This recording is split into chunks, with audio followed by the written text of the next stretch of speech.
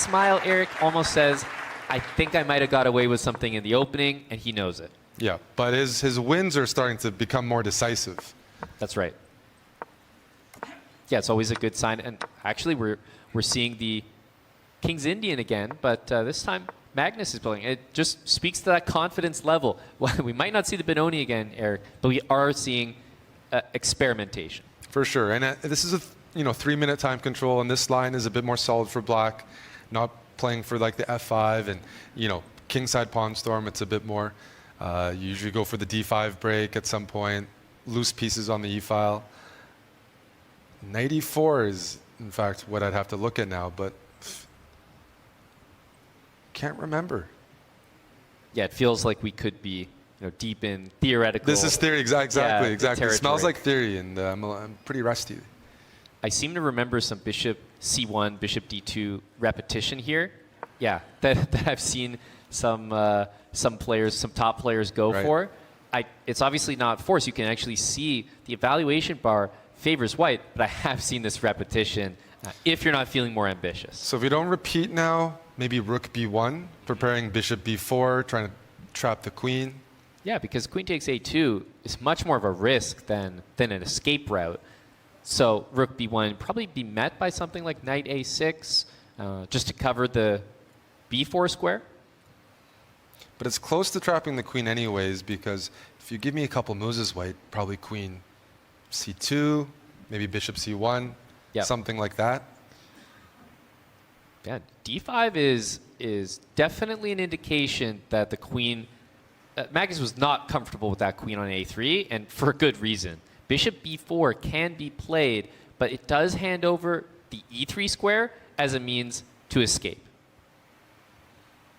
And then the queen can, I don't know, find its way over to the king side. Yeah. So a good moment to probably think here for Denis. And I like this decision. I said he needs to play faster. In a lot of these games, he's really found himself in time trouble.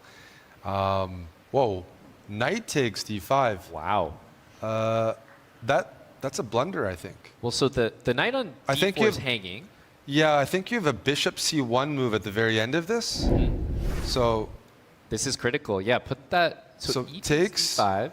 This is the idea. Bishop c1, take here, queen d4, and you think the rook is hanging, but then you just move the bishop. Wow. Queen's hanging, and it's a mating net anyways, and that's not too hard to find. Yeah, especially because it's forced. If you take on d5, you know the reaction. Magnus on the camera, you can feel that he started to notice it as well. You see the reaction. Now, e takes d5 becomes critical. You're spending time here. You have to find it.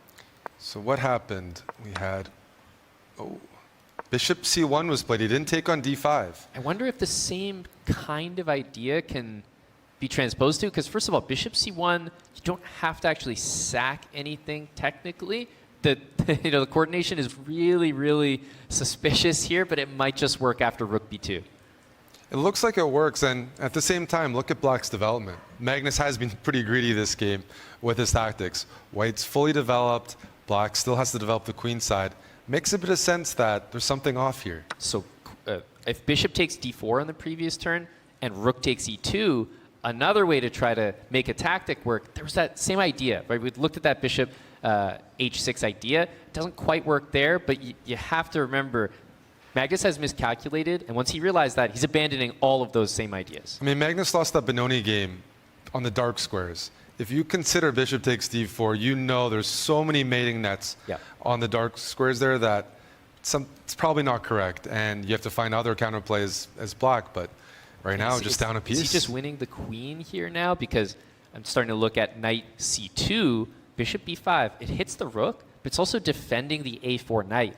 It's kind of a tricky way of actually threatening to win the queen on a1. And what a unique way to trap that queen. I think Magnus has to sack his queen. Yeah. Knight c2, That's just take the bishop. But certainly not planned. Yeah, you could start by taking the rook Knight c2. and then take the bishop on b5. But you have to give up the queen. There are no more squares available. You can take on b5. You can also take on b2 directly. The queen has got to go. This is another game that could swing and just build some confidence for Denis. I don't know if this is something that Magnus can rely on. Well, definitely can't rely on it. It's just a consequence of the position here. But as I said, take the bishop on g7. Even in a position like this, you're getting some material back as black, if we count it all. We have a queen for white and a knight for 2 rooks.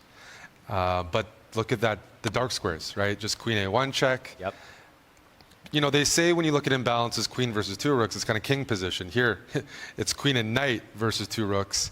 And those dark squares are really, really weak long term. So as long as Denis doesn't blunder back rank, it's going to be tough.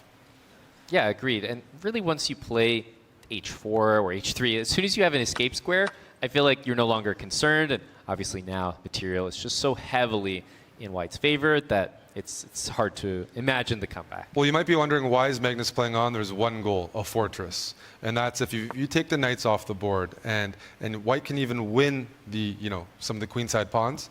There's some ideas there. Problem is, Denis won't trade off the knights. He's going to use the knight and the queen to coordinate to generate attacking chances against the king and against these pawns, and just keep that knight on the board for tactical opportunities. Yeah, this looks like he's trying to build a fortress, but we know Magnus doesn't believe in those, so don't expect it to succeed. The queen and knight are coordinating to get ever so close to that black king. And rook d7 not playable. You have queen e6 check. g6 falls. Yeah, this has got to be over.